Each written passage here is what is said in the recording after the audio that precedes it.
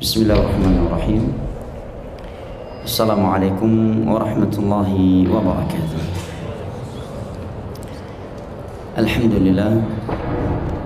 Alhamdulillahilladzi arsala rasulahu bil huda wa dinil haqq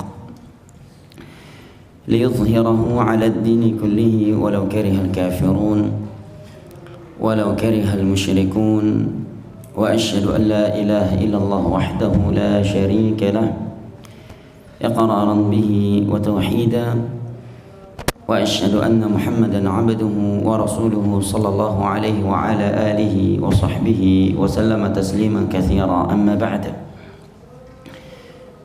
Alhamdulillah, puji dan syukur senantiasa kita panjatkan kehadirat Allah Jalla wa Ala yang telah berfirman, wa in ta'uddu ni'matallahi la tuhsuha innal insana lazalumun kafar. Dan kalaulah kalian ingin menghitung-hitung akan nikmat Allah atas kalian, la tuhsuha, niscaya kalian tidak akan mampu menghitungnya. Innal insana lazalumun kafar, sesungguhnya manusia itu pelaku kezaliman dan kekufuran. Dengan berkat nikmat kesehatan dan kesempatan setelah hidayah taufik dari Allah Jalla wa Ala, sama-sama kita telah melaksanakan ibadah salat subuh berjamaah yang kita memohon kepadanya, Rabbana taqabbal minna innaka antas sami'ul alim. Salawat beserta salam senantiasa kita sanjung sajikan kepada Nabi besar kita yang telah bersabda, inna athqala as-salati 'alal munafiqin salatul isya'i wa salatul fajr walau ya'lamuna ma fihima la atawhuma walau habwa. Sesungguhnya salat yang paling berat bagi orang-orang munafik adalah salat isya dan salat subuh. Walau ya'lamuna ma fihima la atawhuma walau habwa. Dan kalaulah mereka mengetahui keutamaan pergi melaksanakan salat isya dan subuh, la atawhuma walau habwa, niscaya mereka akan pergi melaksanakannya sekalipun mereka harus merangkak. Hadis riwayat Imam Al-Bukhari dan Muslim dari Abu Hurairah radhiyallahu anhu. Dan beliau pula yang telah bersabda, wa man shalla al-isya fi jama'atin fa ka'annama qama bi nisfi al-lail wa man shalla subha fi jama'atin fa ka'annama qama al-laila kullah. Barang siapa yang melakukan salat isya bersama jamaah, maka seakan-akan dia melakukan salat setengah malam. Dan barang siapa yang melakukan salat subuh berjamaah, maka seakan-akan dia melakukan salat satu malam penuh. Hadis riwayat Imam Muslim dari sahabat Utsman bin Affan radhiyallahu anhu. Jamaah yang dimuliakan Allah, ibu bapak, saudara dan saudari yang saya cintai dan saya muliakan, rahimani wa rahimakumullah. Pada kajian kita kali ini saya ingin mengajak diri ana pribadi yang pertama kali dan antum semua untuk merenungi sebuah hadis Nabi sallallahu alaihi wasallam yang menerangkan kepada kita sumber kebahagiaan, sumber keberkahan dan sumber kebaikan dunia dan akhirat. Namun sebelumnya saya ingin bertanya terlebih dahulu, kajian kita sampai jam berapa? Syuruk jam berapa syuruk?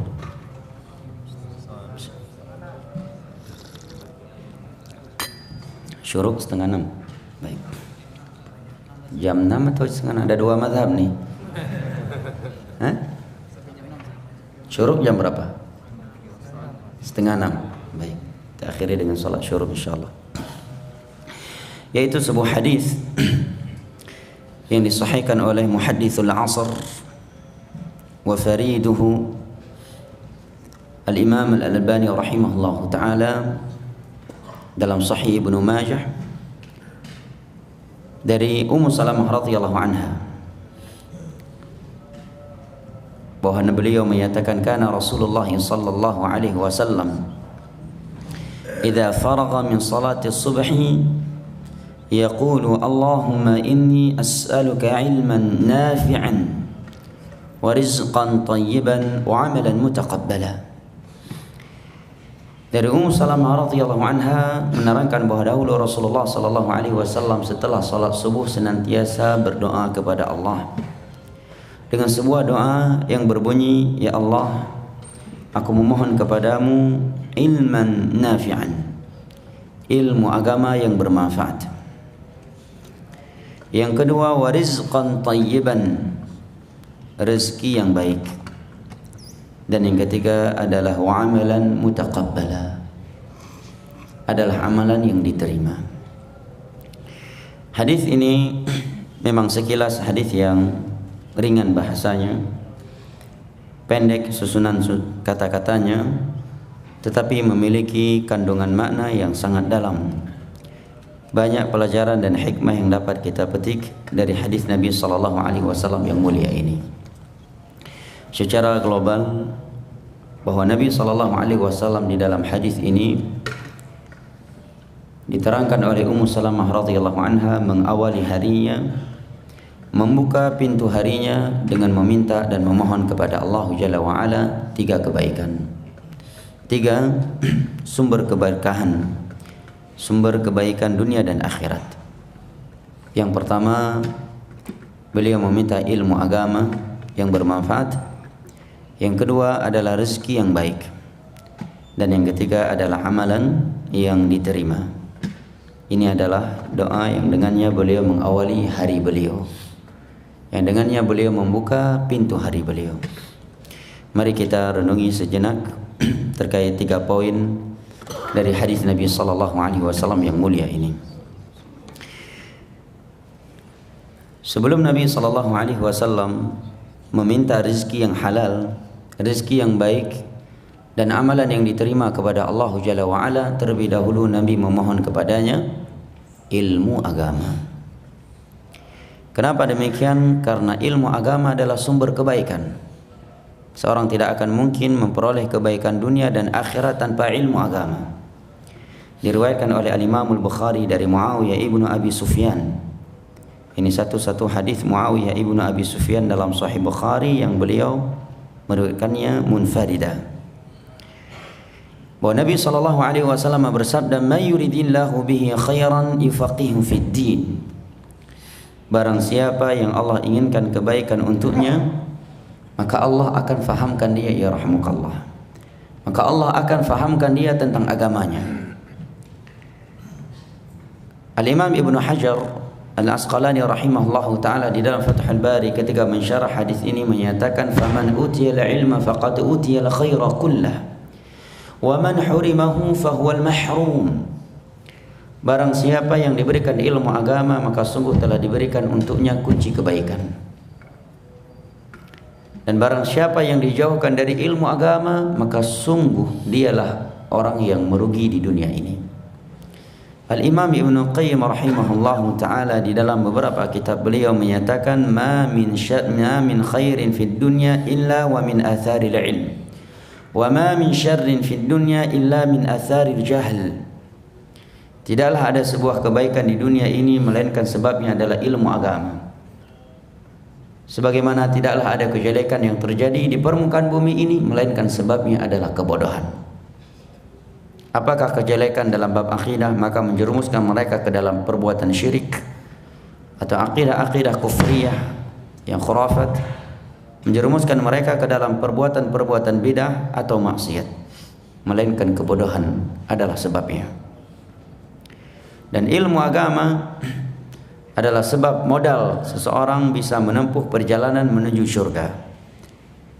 Tanpa ilmu agama, seorang tidak akan mampu menempuh sebuah jalan yang dapat menyampaikan dia ke dalam surga Allah Jalla wa'ala. Maka enggan mempelajari ilmu agama maknanya adalah enggan berjalan di atas jalan yang akan menuntun dia ke dalam surga Allah Jalla wa'ala. Di dalam riwayat Imam Muslim dari sahabat Abu Hurairah radhiyallahu anhu, Nabi sallallahu alaihi wasallam bersabda, "Wa man salaka tariqan yaltamisu fihi ilma, sahalallahu lahu bihi tariqan ilal jannah." Dan barang siapa yang menempuh sebuah perjalanan dalam rangka menuntut ilmu agama, niscaya Allah akan mudahkan baginya jalan menuju surga. Para ulama yang mensyarah hadis ini diantaranya Faqihul Asr Muhammad bin Shalih Al-Utsaimin rahimahullahu taala dalam Syarah Al-Arba'in Apa yang dimaksud dengan barang siapa yang menempuh sebuah perjalanan dalam rangka menuntut ilmu agama, apakah perjalanan yang hissi ataukah perjalanan yang ma'nawi? Ini mencakup dua perjalanan. Yang pertama adalah perjalanan al-hissi, itu dengan mengangkat langkah dari sebuah tempat ke tempat yang lainnya untuk mempelajari ilmu agama.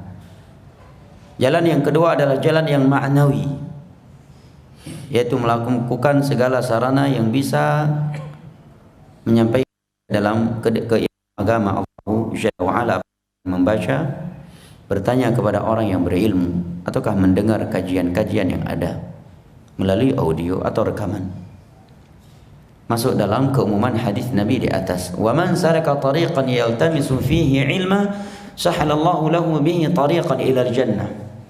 Barang siapa yang menempuh sebuah perjalanan dalam rangka menuntut ilmu agama, niscaya Allah akan mudahkan baginya jalan menuju syurga. Juga ilmu agama adalah sebab, menuntut ilmu agama adalah sebab malaikat-malaikat Allah meletakkan sayap-sayapnya kepada kita. Dan dia adalah merupakan warisan besar mereka para nabi.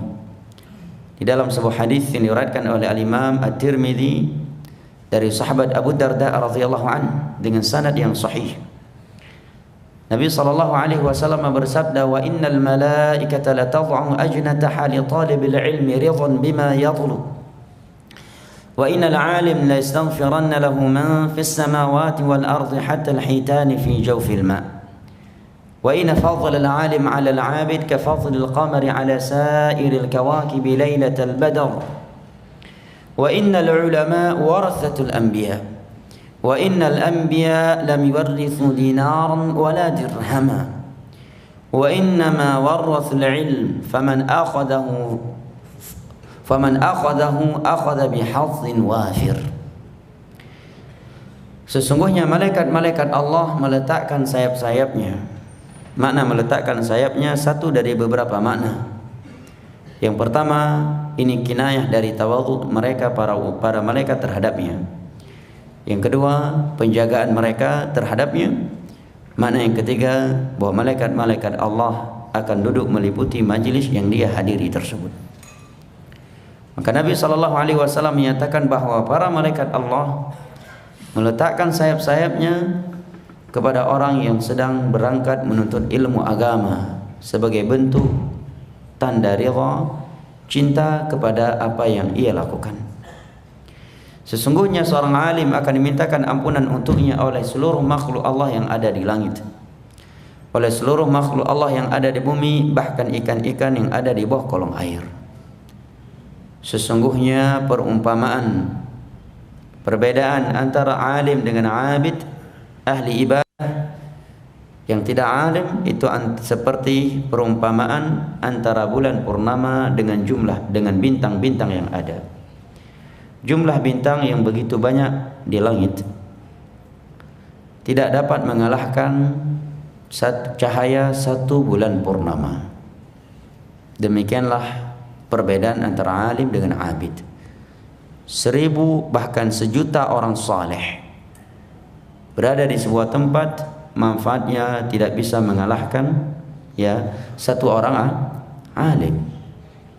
Satu alim di sebuah tempat jauh lebih bermanfaat daripada 1000 abid. Maka di antara ucapan ulama salaf yang masyhur dalam hal ini adalah ucapan mereka, alimun wahid asyaddu ala syaitani min 1000 abid. Satu orang alim itu lebih menyusahkan syaitan daripada 1000 abid. Kenapa? Karena alim dia akan membawa perubahan. Alim akan menerangkan agama Allah kepada manusia. Syaitan tidak menginginkan hal demikian. Sebagai contoh misalkan, Nabi kita SAW dengan kesepakatan seluruh ulama sejarah, beliau tinggal di Mekah 40 tahun sebelum diangkat menjadi Nabi. Sepakat ulama sirah bahwa lamanya Nabi di Mekah sebelum diangkat menjadi Nabi 40 tahun. Sebagaimana mereka sepakat bahwa Nabi di Madinah selama 10 tahun. Yang terjadi kesilangan pendapat di antara ulama sejarah adalah berapa lama beliau di Mekah setelah beliau diangkat menjadi Nabi. Ada yang berkata 13 tahun, ada yang menyatakan 15 tahun, dan ada yang menyatakan 10 tahun. 40 40 tahun Nabi SAW di Mekah, tidak ada satupun kaum musyrikin yang marah sama Nabi SAW. Mereka tidak marah kepada Nabi SAW, tidak memeranginya dan tidak membencinya. Bahkan mereka menjulukinya adalah orang yang paling amanah, orang yang paling jujur, orang yang paling mulia di tengah-tengah mereka. Padahal Nabi SAW sehari-harinya tidak bergaul dengan mereka, tidak mengikuti ritual-ritual syirik mereka. Nabi SAW tidak ikut serta bersama mereka dalam acara-acara bid'ah dan maksiat mereka. Bahkan Nabi SAW menyendiri dan menjauh dari mereka. Dengan bukti hadis yang diriwayatkan oleh Imam Al-Bukhari di awal kitab Sahih Bukhari pada judul pembahasan Bidi'il Wahyi, sejarah awal mulanya turun wahyu kepada Nabi SAW. Di sana beliau menyebutkan sebuah hadis yang sangat panjang dari Aisyah radhiyallahu anha yang menerangkan awal mula turun wahyu kepada Nabi SAW, bahwa wahyu yang pertama kali turun kepada beliau adalah apa? Iqra, kurang tepat.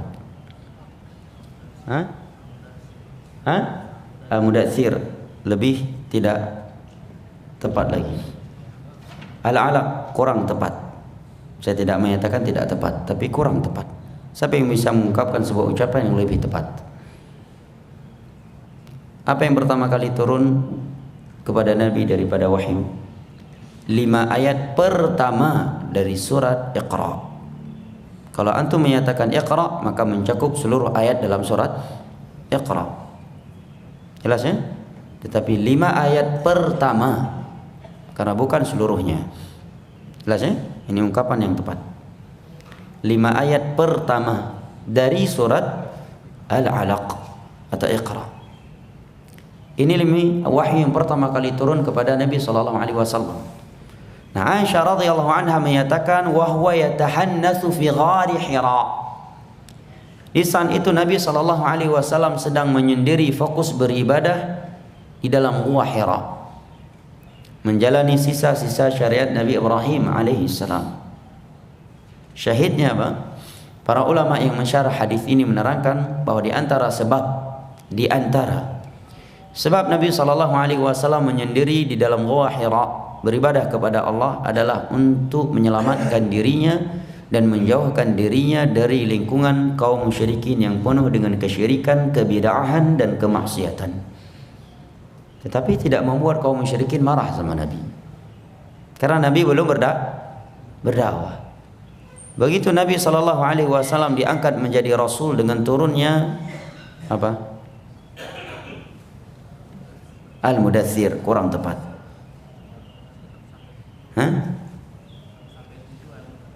Ahsan. 5 ayat pertama ya, atau 7 ayat pertama dari surat Al-Mudaththir, yang dengannya beliau diangkat menjadi seorang Rasul. Ya. Maka beliau mulailah berdakwah. Setelah itulah baru mereka menancapkan permusuhan terhadap Nabi. Karena mereka sudah mulai terganggu dengan dakwah Nabi SAW.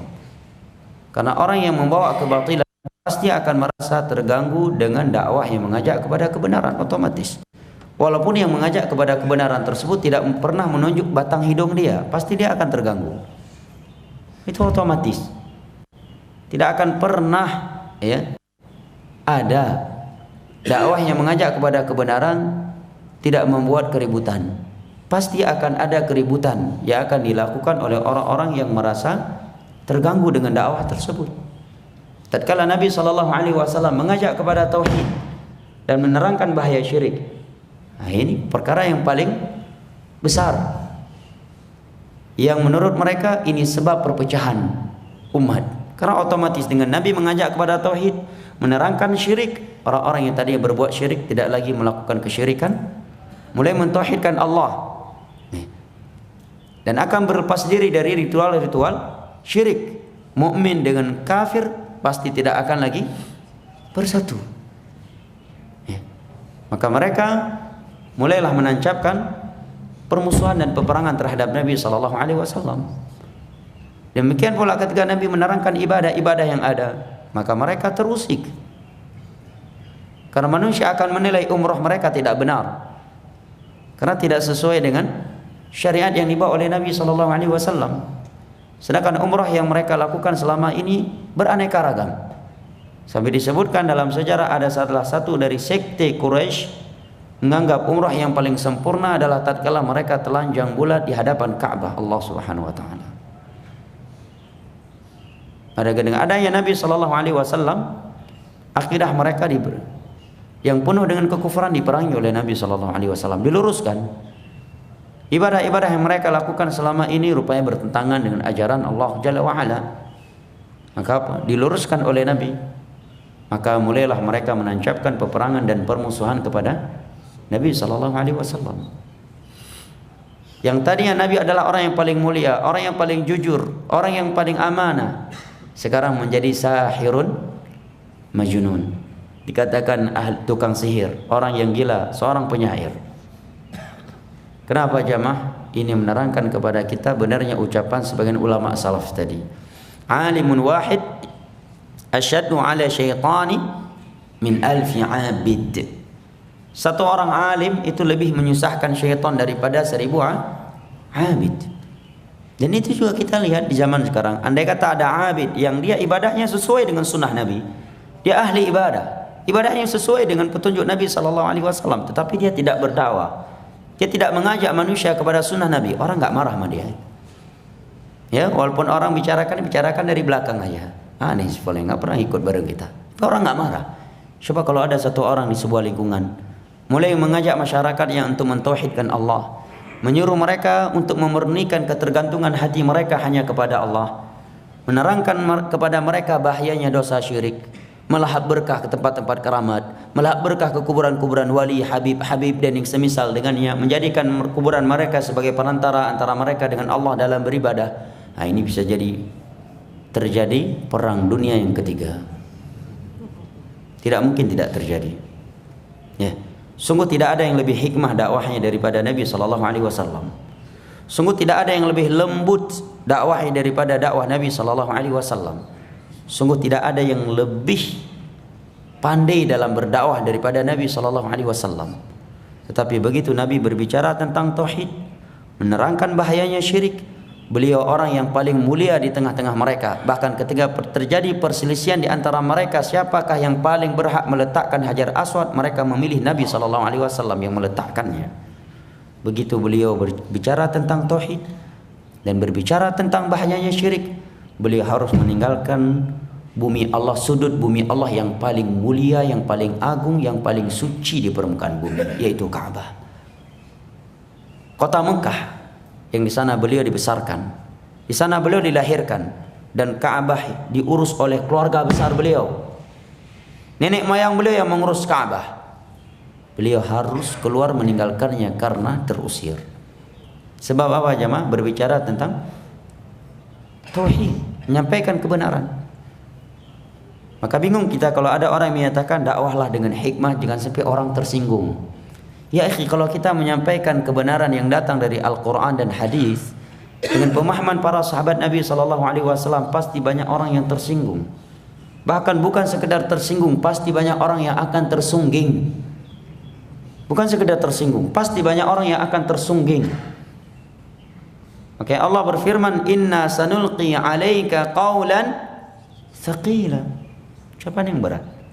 Sekarang berbicara tentang tauhid, menyuruh manusia untuk memurnikan ketergantungan hati mereka hanya kepada Allah. Kita terangkan bahaya syirik, tidak boleh menyembelih untuk selain Allah, menyembelih untuk laut, tidak boleh melahap berkah ke kuburan-kuburan, tidak boleh menjadikan orang-orang yang telah meninggal sebagai perantara antara kita dengan Allah dalam beribadah, dalam berdoa. Tetapi hendaknya langsung kita berdoa kepada Allah. Pasti banyak orang yang marah.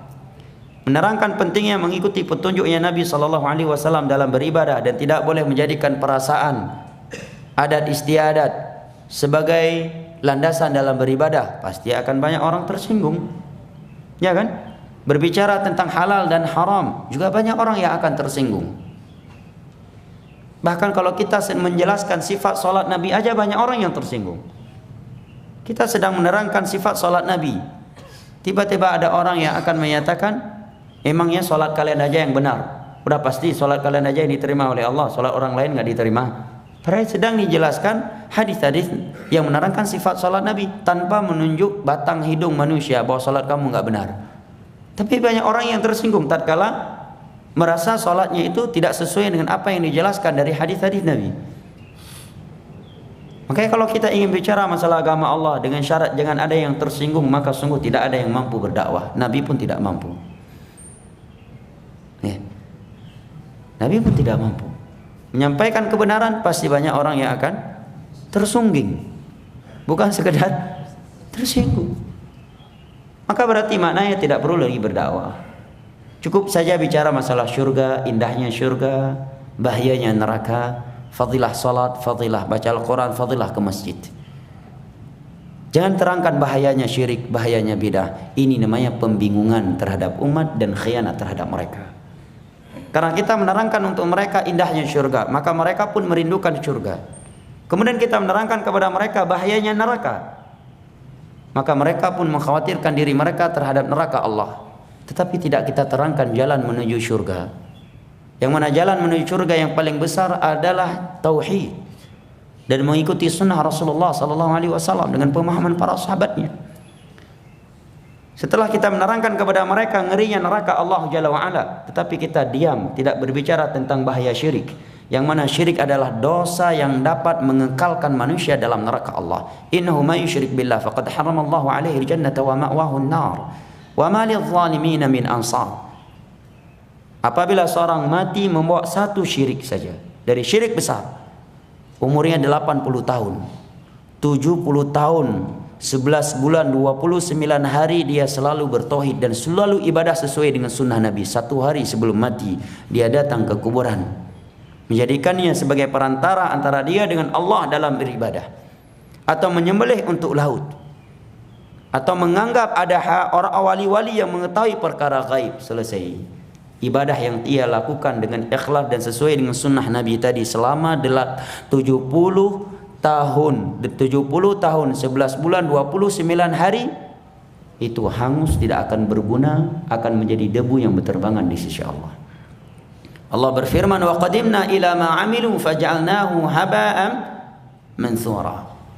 Kami kumpulkan ibadah-ibadah mereka pada hari kiamat, maka kami jadikan debu yang berterbangan, kata Imam Az-Zahabi rahimahullah di awal kitab Al-Kabair, karena mereka membawa dosa syirik. Walau asyraku la habita anhum ma kanu ya'malun. Setelah Allah menyebutkan beberapa para nabi dan para rasul, maka Allah menyatakan, dan kalaulah mereka sempat berbuat syirik, padahal mereka para nabi tidak pernah menyentuh syirik sebelum dan sesudah diangkat menjadi nabi, tidak pernah jatuh ke dalam syirik.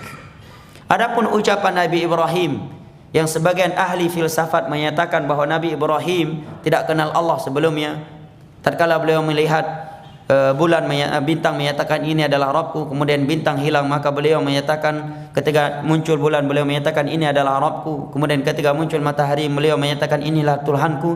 Ini adalah argumen yang digunakan oleh Nabi Ibrahim untuk mengajak kaumnya menggunakan akal sehat mereka, yang sebagian mereka ada yang menyembah bintang, menyembah bulan dan menyembah matahari, bukan karena Nabi Ibrahim belum kenal Allah sebelumnya. Karena Allah telah menyatakan walam yakum minal musyrikin dalam ayat yang lain. Nabi Ibrahim tidak pernah jatuh ke dalam perbuatan syirik. Walam yaku dengan lam harf nafi, ya, lima madha min az-zaman. Ya. Ini bahayanya menafsirkan Al-Quran dengan ilmu filsafat dan tidak menjadikan ayat Al-Quran, hadis Nabi serta pemahaman mereka para sahabat Nabi dan para tabi'in sebagai referensi dalam menafsirkan Al-Quran. Itu adalah pintu kesesatan yang sangat besar, karena Al-Quran bukan kitab yang multi tafsir. Al-Quran bukan kitab multi tafsir. Al-Quran adalah sebuah kitab yang telah Allah sebutkan referensi khusus untuk memahaminya. Al-Quran ditafsir dengan Al-Quran, Al-Quran ditafsir dengan hadis, Al-Quran ditafsir dengan ucapan para sahabat Nabi, Al-Quran ditafsir dengan ucapan para tabi'in. Kemudian baru yang keempat dan yang kelima ditafsir dengan lughah, dalam bahasa yang Al-Quran turun dengannya. Naam. Maka menerangkan indahnya syurga dan bahaya neraka tanpa menerangkan pentingnya tauhid, pentingnya mengikuti sunnah Nabi dan bahayanya syirik serta bid'ah, ini adalah bentuk pembingungan terhadap umat. Dengan bahasa kasar, ini adalah bentuk khianat kepada umat. Kita terangkan mereka indahnya surga, maka mereka pun merindukannya, tetapi kita tidak menerangkan jalan-jalan menuju surga. Bukankah ini pembingungan? Kemudian kita peringatkan mereka dari bahaya neraka Allah, kita sebutkan azab-azab dan ngerian neraka Allah, tetapi kita mendiamkan mereka dari perbuatan syirik mereka, perbuatan bid'ah mereka, yang itu merupakan dosa yang paling besar dalam agama kita.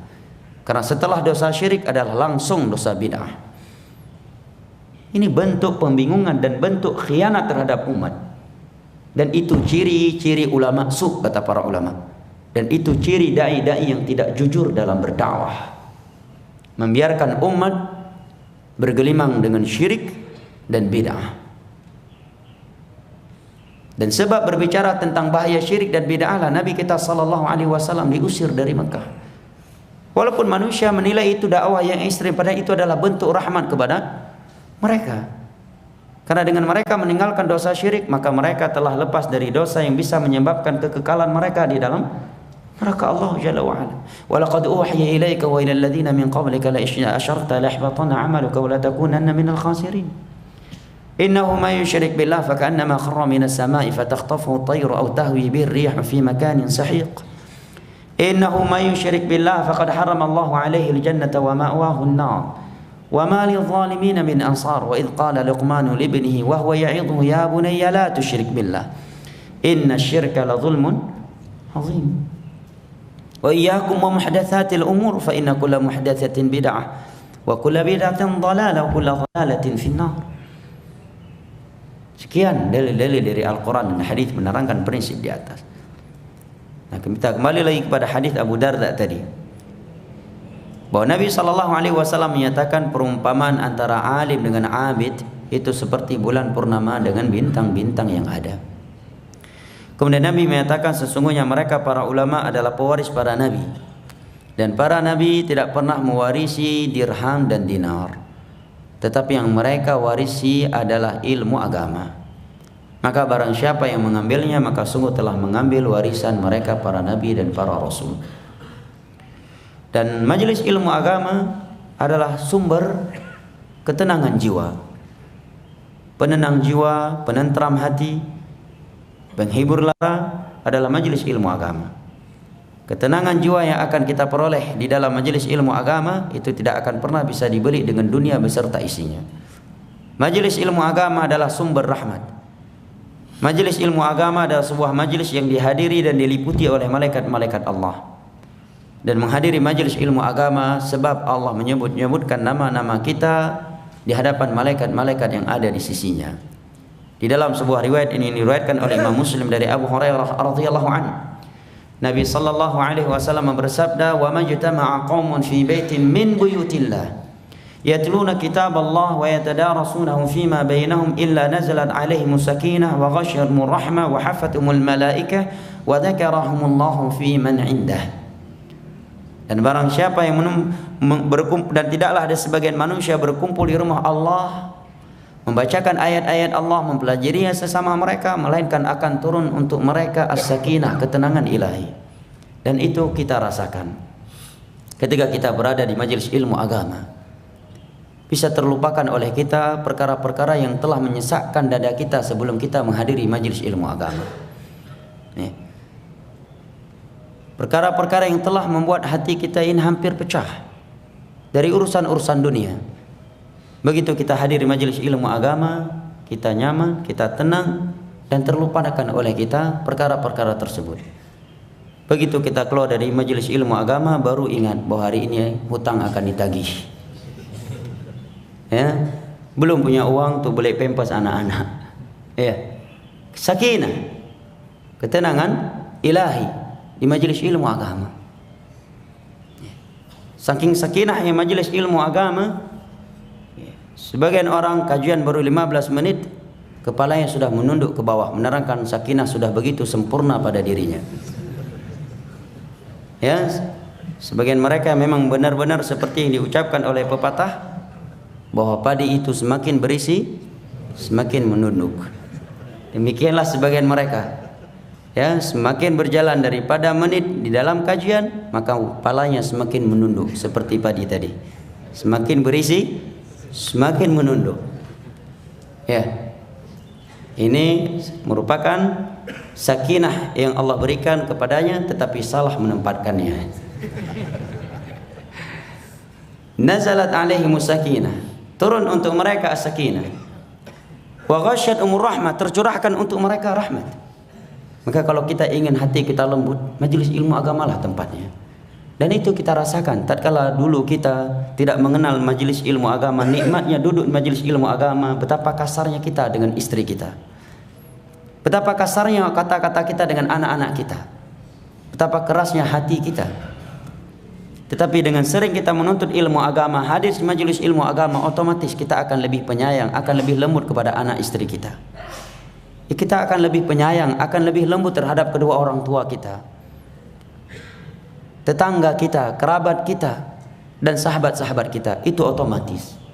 Maka syaitan tidak menginginkan manusia hadir di majelis ilmu agama, karena seorang mukmin setiap kali dia hadir di majelis ilmu agama yang di situ disebutkan ayat-ayat Al-Quran dan hadis, pasti hati dia akan semakin lembut, akan semakin takut kepada Allah. Innamal mu'minuna alladzina idza dzukirallahu wajilat qulubuhum wa idza tuliyat alaihim ayatuhu zadatuhum imana wa ala rabbihim yatawakkalun. Kecuali majelis ilmu agama yang isinya seperti acara komedi, ya, ketawa ketiwi, itu bukan semakin lembut hatinya, semakin keras. Karena Nabi menyatakan la tukthiru adh-dhahik fa inna kathratadh dhahik tumitul qalb. Jangan kalian terlalu banyak ketawa, karena banyak ketawa itu akan mengeraskan hati. Ya.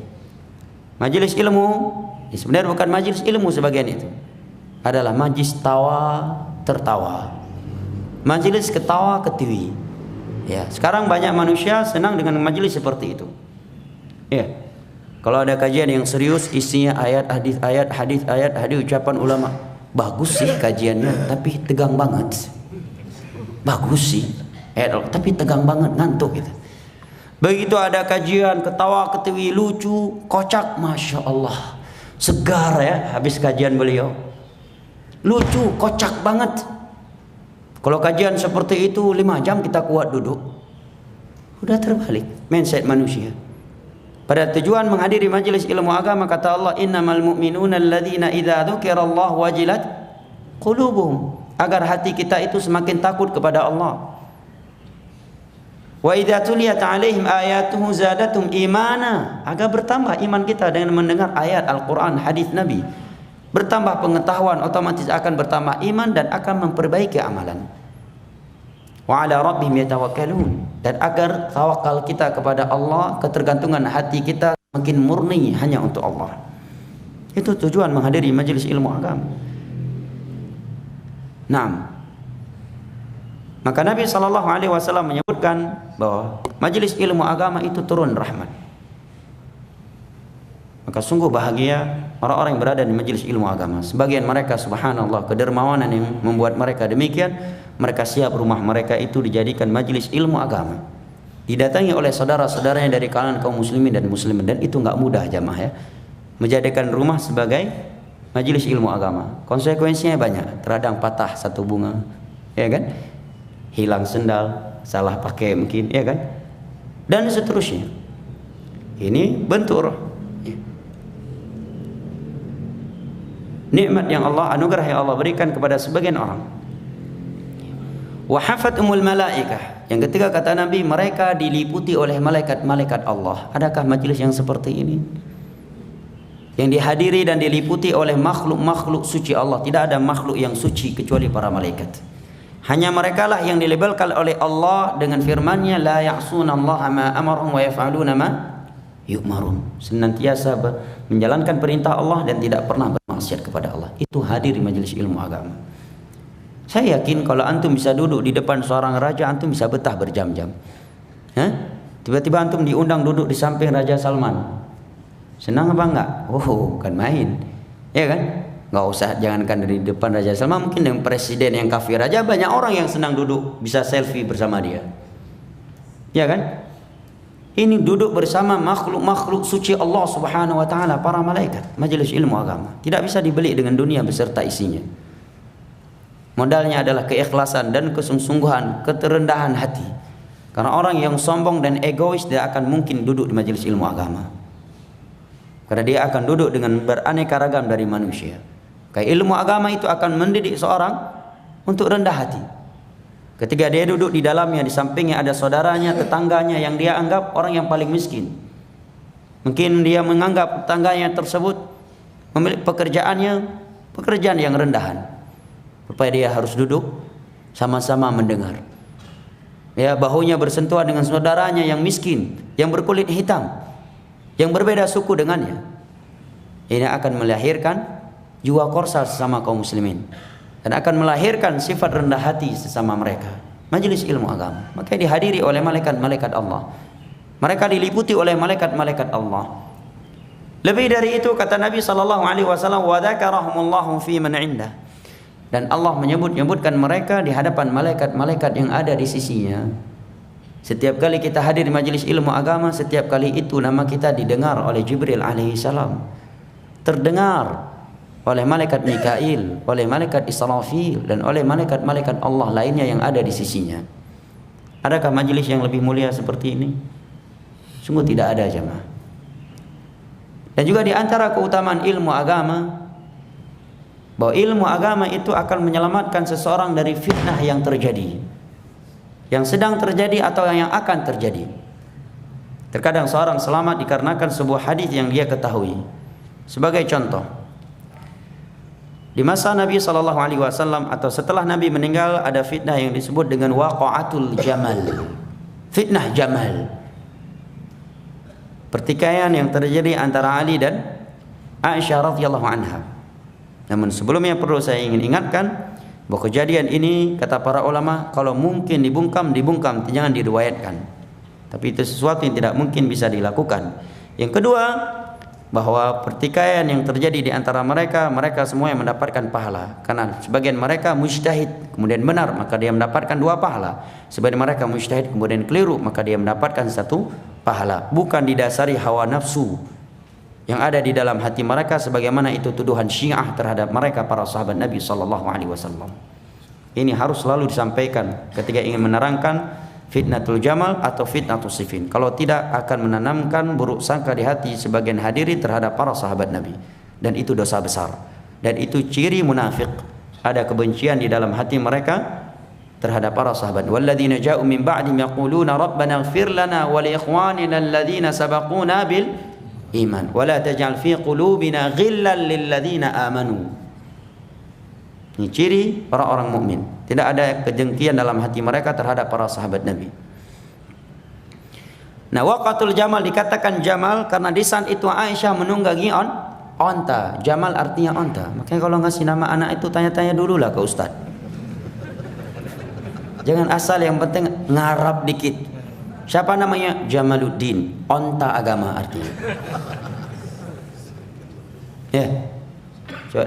Adapun orang yang indah agamanya, double A-nya. Jamaluddin, itu pun laqab, bukan nama. Jamaluddin, harus double A-nya. Tapi kalau Jamaluddin pendek, artinya onta agama. Jelas ya? Bang Jamal berarti bang onta.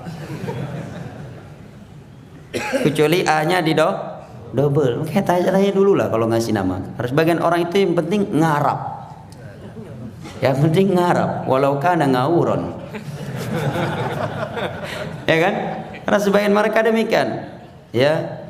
Al-muhim bil arabiyyah walau kana ngawuron. Ya. Itu prinsip sebagian orang. Ya. Nah, syahidnya di saat itu Aisyah radhiyallahu anha keluar tidak membawa pasukan. Beliau keluar sendirian ingin menemui Ali, meminta agar Ali mencari para pembunuh Utsman, kemudian dikisos, agar dikisos. Namun Allah berkehendak lain. Para sahabat melihat Aisyah keluar sendirian, negara sedang genting, sedang konflik, maka mereka berinisiatif untuk menemani perjalanan ibunda mereka Aisyah. Khawatir ada sesuatu yang akan menimpa beliau nantinya. Maka para sahabat yang lain melihat ada sahabat lain menemani Aisyah, mereka pun ikut menemani, murid-murid mereka pun ikut serta menemani. Tujuan yang menemani perjalanan Aisyah, sehingga terbentuklah pasukan yang sangat besar bersama Aisyah. Maka bermainlah orang-orang yang ingin melakukan kejelekan. Mereka memberikan info kepada pasukan Ali bahwa Aisyah sudah membawa pasukan yang sangat banyak, sudah siap menyerang kalian. Yang namanya pasukan perang, negara sedang konflik, ketika mendengar berita seperti itu sangat sensitif.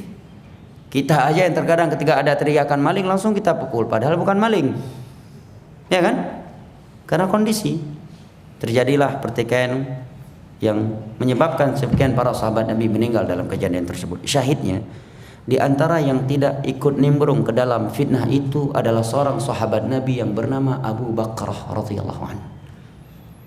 Beliau mengingat hadis Nabi, la yufliha qaumun walau amrahum imra'ah. Suatu kaum tidak akan pernah bahagia kalau pemimpinnya yang di depannya adalah wanita.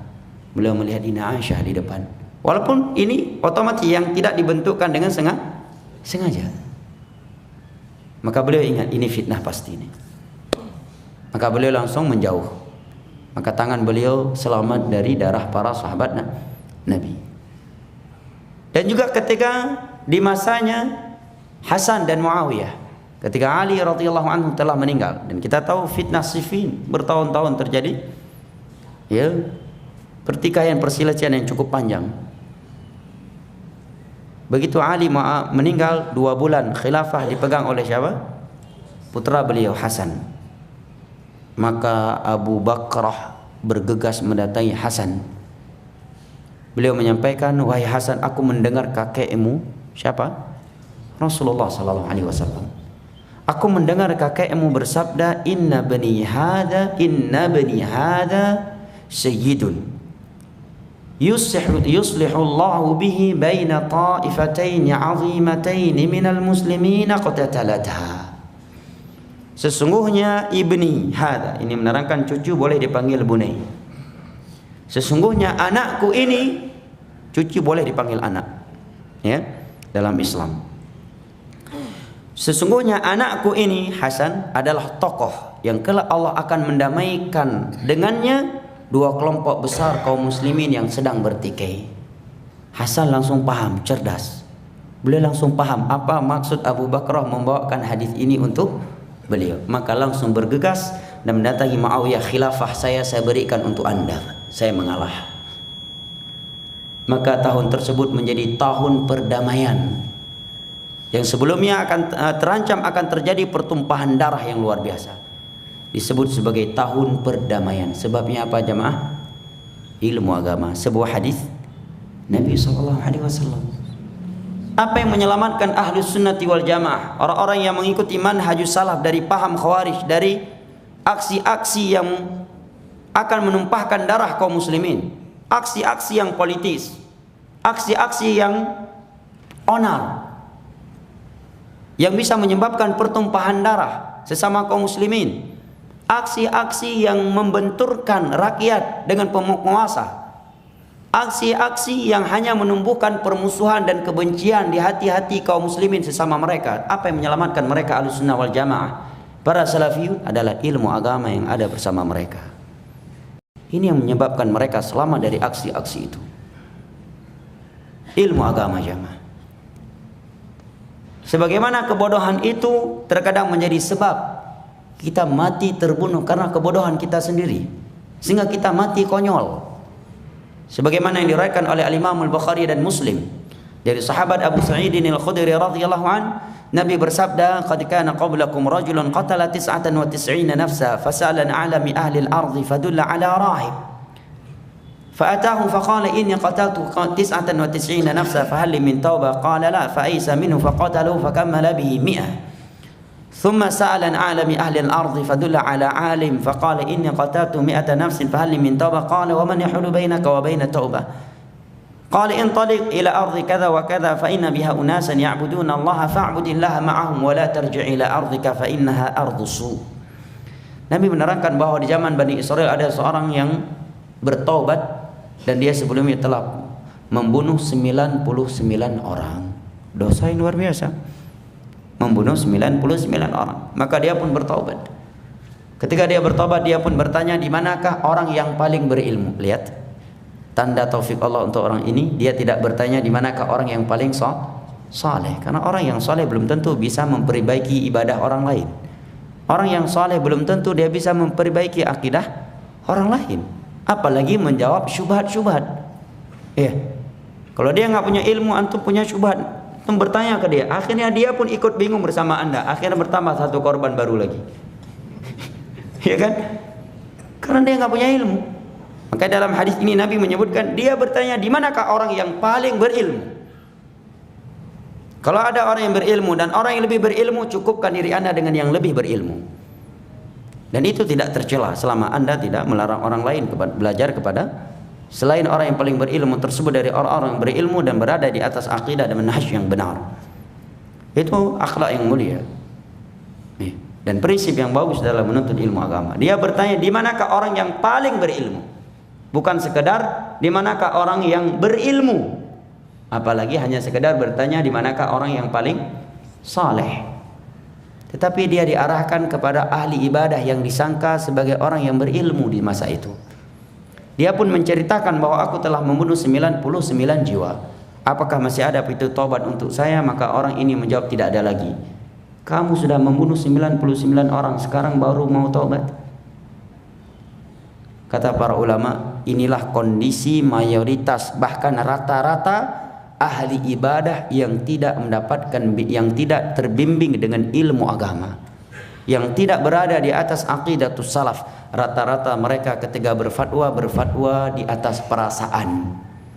Ketika mereka bersikap menggunakan perasaan, bukan kaedah-kaedah yang ilmiah.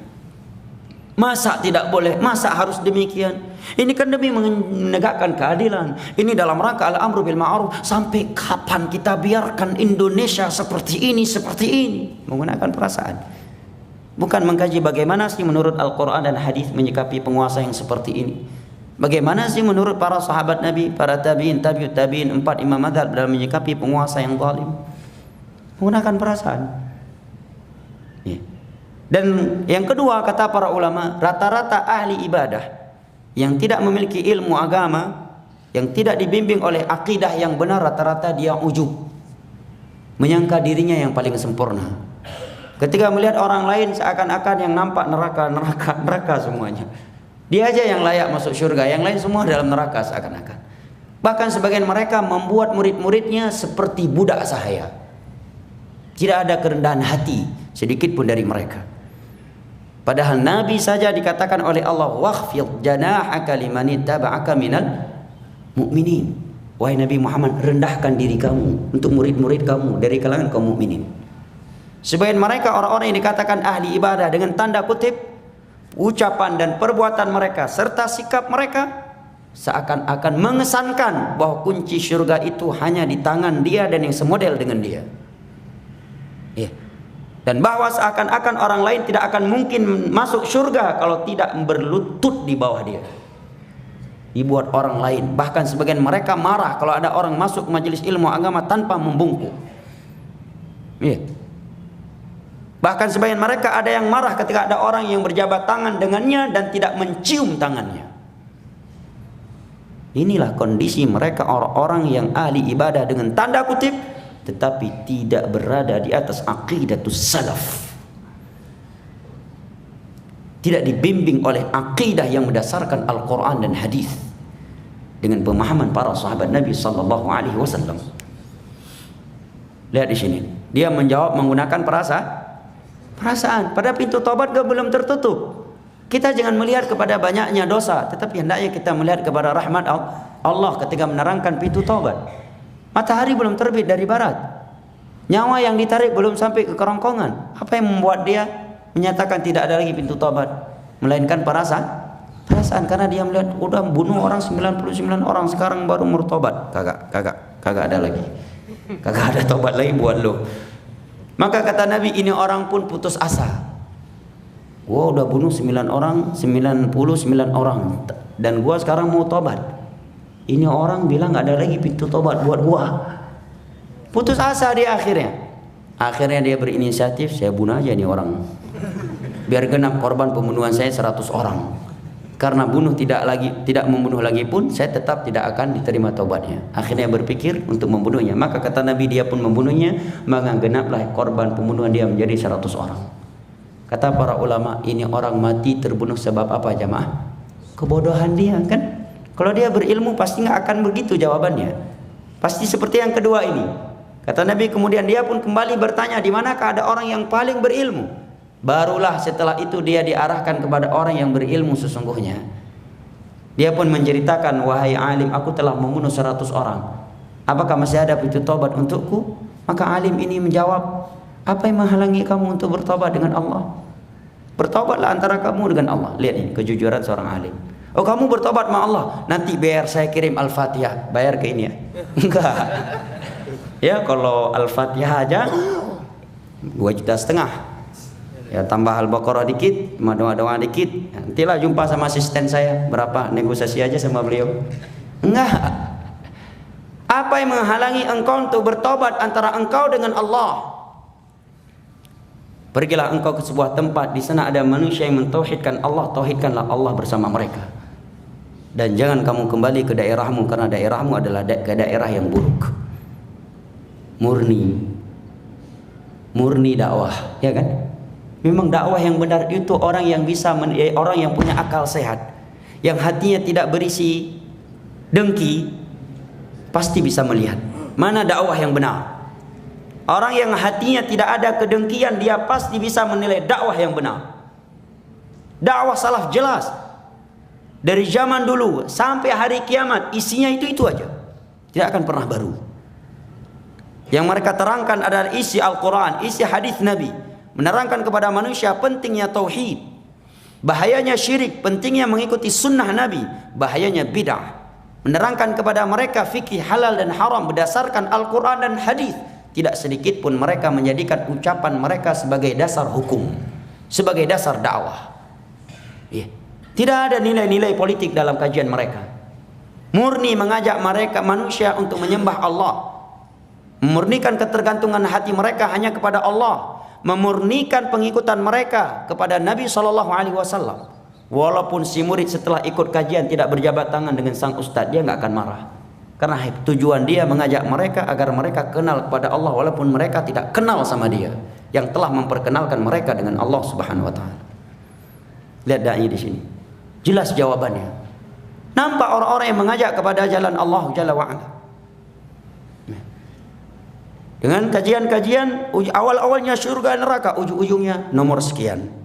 Saya buat demikian ya, karena khawatir salah buat nanti karena salah politik penafsiran. Ada orang mungkin salah lagi buat tangan berbentuk 1 atau 2 langsung diseret. Wah, Ustadz Fulan aja milihnya nomor sekian. Padahal memang lagi senam terbentuk tiba-tiba tangannya menjadi nomor 1 atau nomor 2 langsung ditarik. Seret, apalagi bisa ada foto sekarang. Ustadz ini aja nomor 2 buat tangan, nomor 1 dan seterusnya. Makanya saya buat gini tadi, ya kan?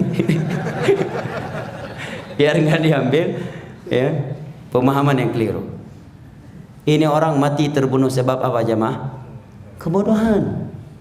Dan terkadang kebodohan menjadi sebab orang lain yang mati. Disebutkan oleh Al-Imam Ibnu Qayyim dalam Musnad Imam Ahmad. Dari riwayat Imam Ahmad dalam kitab Ad-Da'wa Dawa oleh Al-Imam Ibnu Qayyim, bahwa di zamannya Nabi SAW ada seorang sahabat Nabi yang kepalanya terluka parah karena terkena lempengan batu. Kemudian di malam harinya dia junub di medan perang. Maka dia pun bertanya kepada kawan-kawannya, apakah ada keringanan untuk saya mandi junub? Untuk tayamum karena saya sedang junub. Maka sebagian mereka memfatwakan tidak ada keringanan, kamu harus mandi. Maka dia pun mandi kemudian mati. Sampai berita kepada Nabi SAW. Maka Nabi menyatakan qataluhum qatalahumullah. Mereka telah menjadi sebab dia mati. Qatalahumullah, ini jangan diterjemahkan kalimat ini. Kalau anda menerjemahkannya bisa menyerumuskan manusia dalam kesesatan terhadap para sahabat Nabi. Qatalahumullah adalah kalimat-kalimat yang keluar dari mulut orang Arab dan mereka tidak menginginkan maknanya. Dia adalah kalimat yang keluar dari mulut mereka tatkala mereka sedang serius, sedang mengingkari sebuah perkara. Qatalahumullah, secara arti kalau kita lihat ke kamus, qatalahumullah artinya semoga Allah memerangi mereka. Tapi itu tidak diinginkan, tidak dimaksud dari kalimat tersebut. Sekedar kalimat yang keluar dari mulut karena sedang serius. Qatalahumullah, seperti kalimat thaqilat ka ummuk, raghima, seperti taribat yadak, kalimat-kalimat yang sama. Maka Nabi menyatakan, ala saluni fal inna shifala'i as-su'al. Kenapa mereka tidak bertanya kepadaku? Karena obat kebodohan adalah bertanya. Betapa banyak dikarenakan fatwa yang dibangun di atas kebodohan, itu akan menyebabkan pertumpahan darah sesama kaum muslimin. Dikarenakan fatwa-fatwa ini dibangun di atas kebodohan, menciptakan permusuhan dan kebencian sesama kaum muslimin. Disebabkan kebodohan, kata Imam Ibnu Qayyim, bahkan itu sebab utama dan yang paling pertama tersebarnya kesyirikan adalah kebodohan.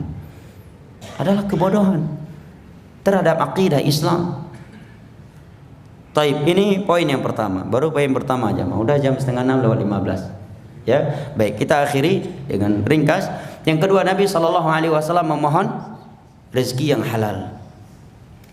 Rezeki yang halal. Setelah Nabi memohon ilmu agama, rezeki yang halal. Karena tanpa rezeki yang halal pun seorang terkadang tidak bisa menuntut ilmu agama, tidak bisa beribadah kepada Allah, tidak bisa bangun rumah, tidak bisa pergi haji umrah. Makanya Nabi menyatakan, ni'mal malu salih fi yadi rajulis salih. Sungguh bahagia, sungguh indah harta yang halal di tangan hamba yang saleh. Ini dua hal.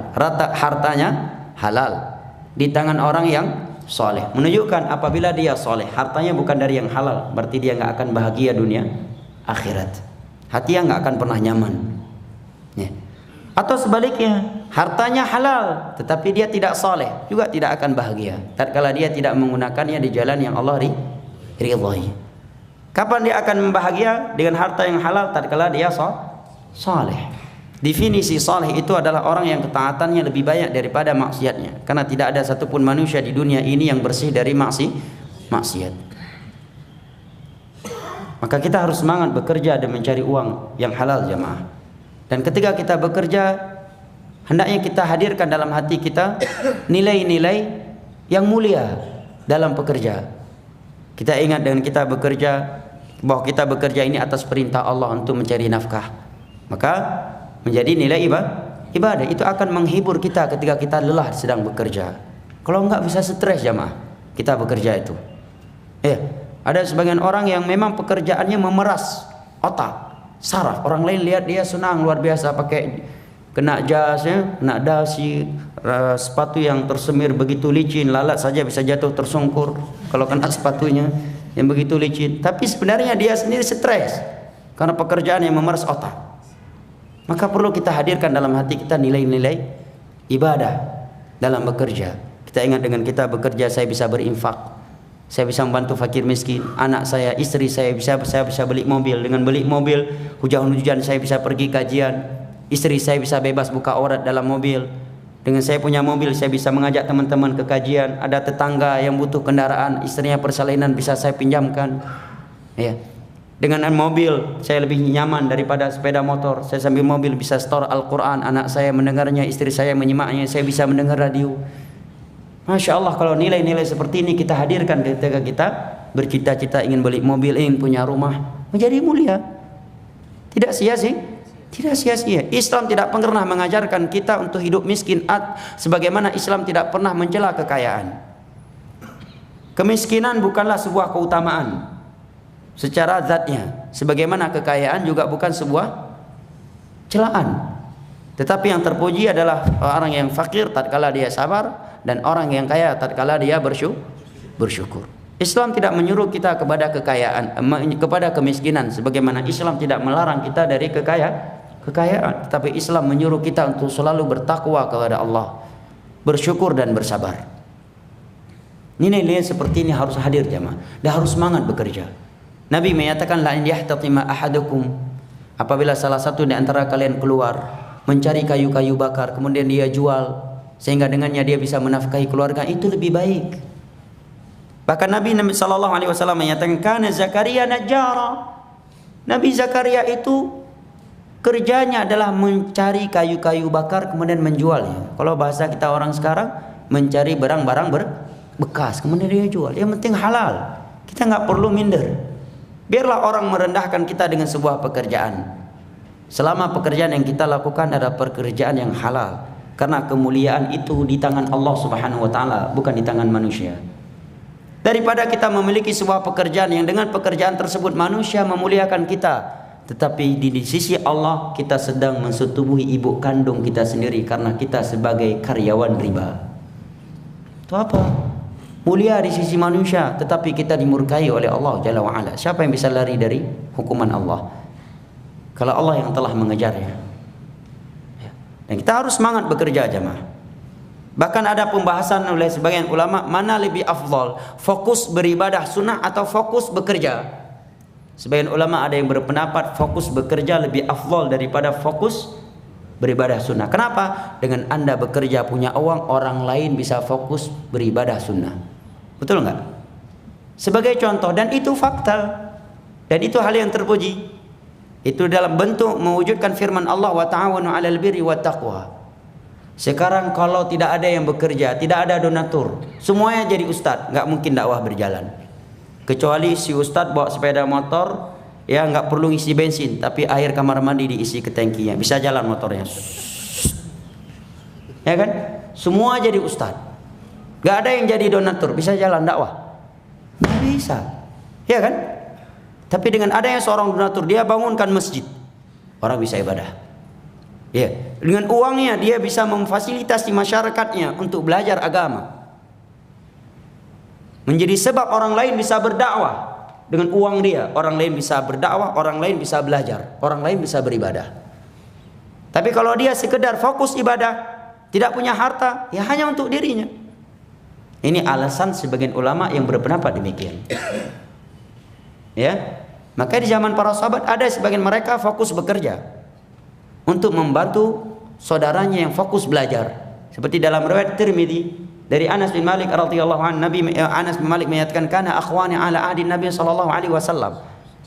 Ahaduhuma ya'ti Nabi sallallahu alaihi wasallam wal akhar muhtarif.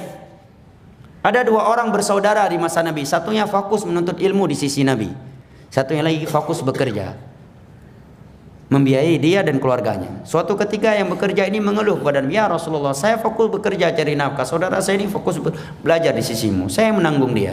Maka Nabi menyatakan, la'allaka turzaqu bi, kamu diberikan rezeki oleh Allah, rezeki kamu diberkahi oleh Allah karena kamu membantu dia yang sedang membela agama Allah, yang sedang belajar mempelajari agama Allah.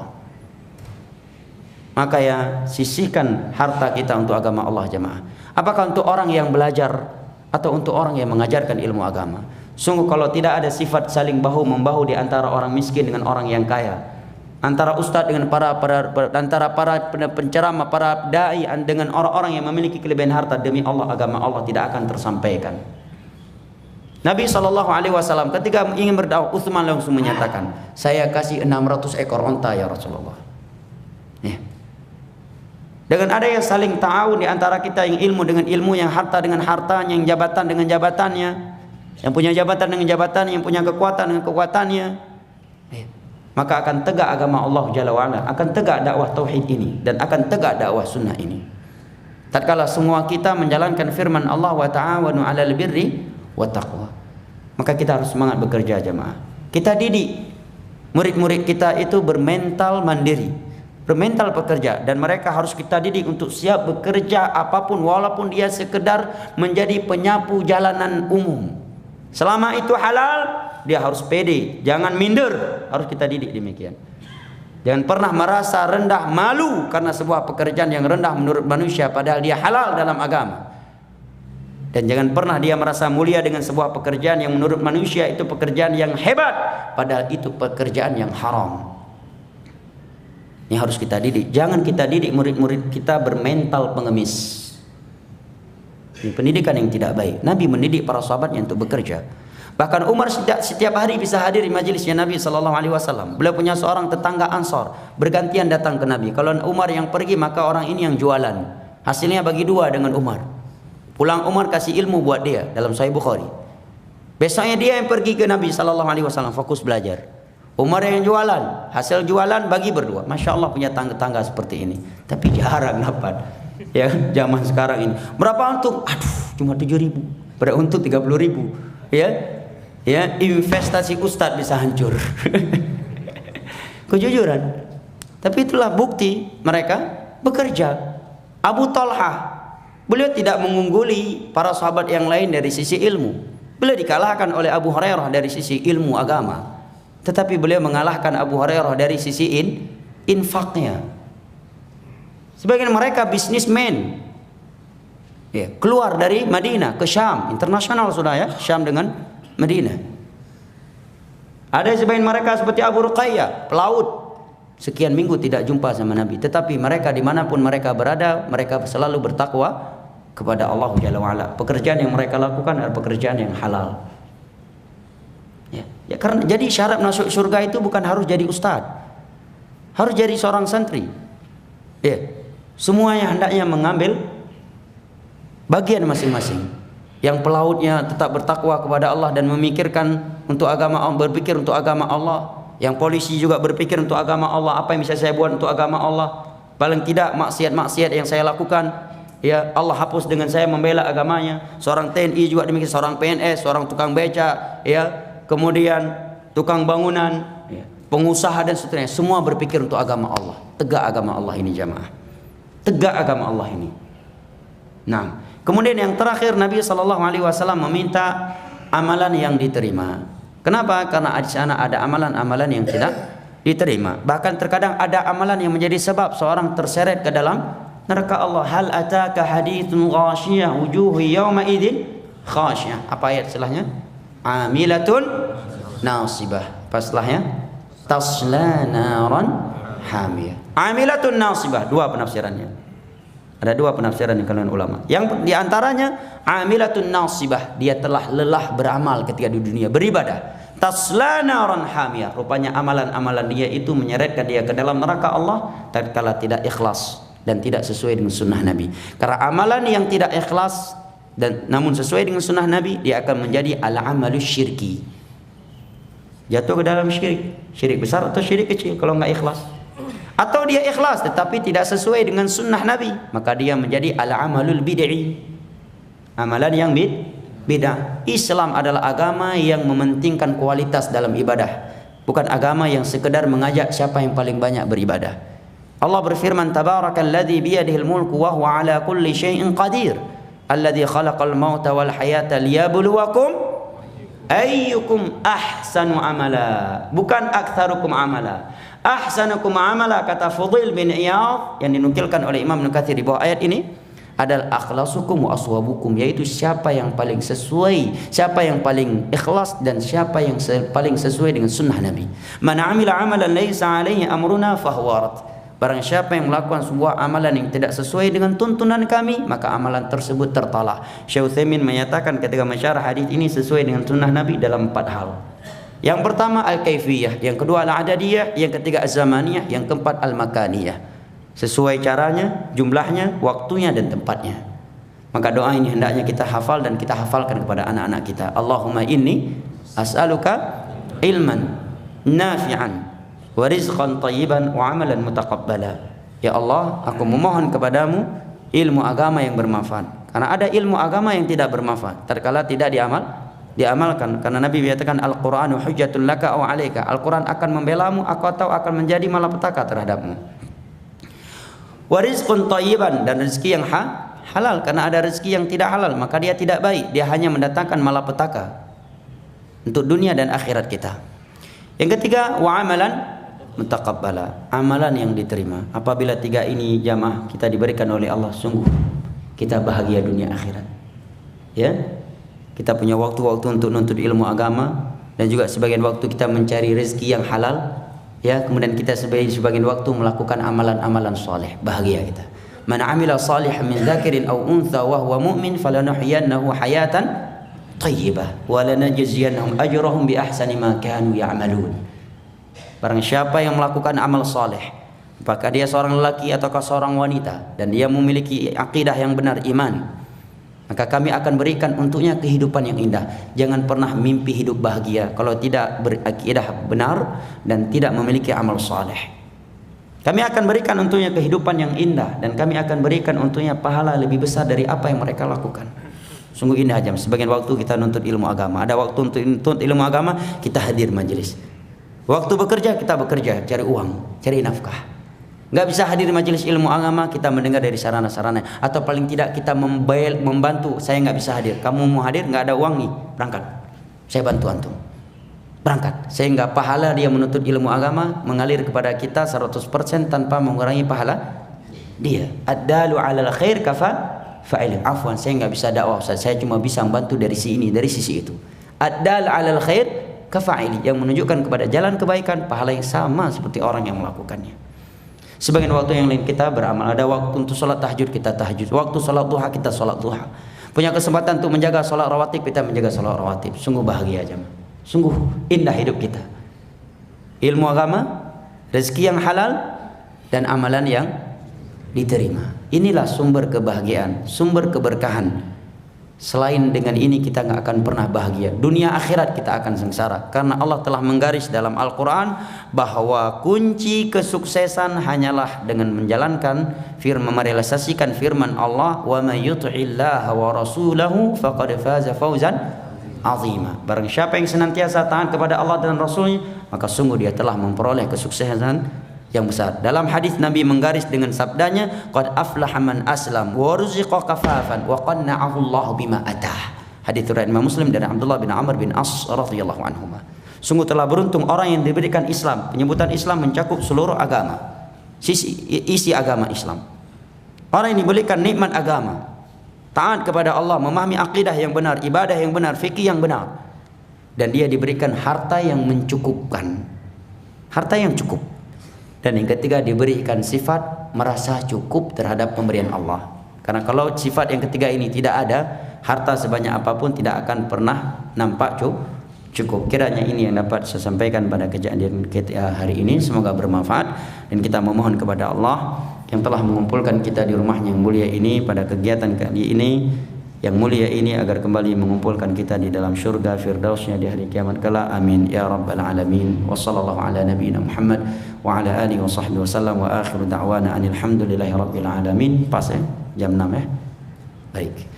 Wassalamualaikum warahmatullahi wabarakatuh.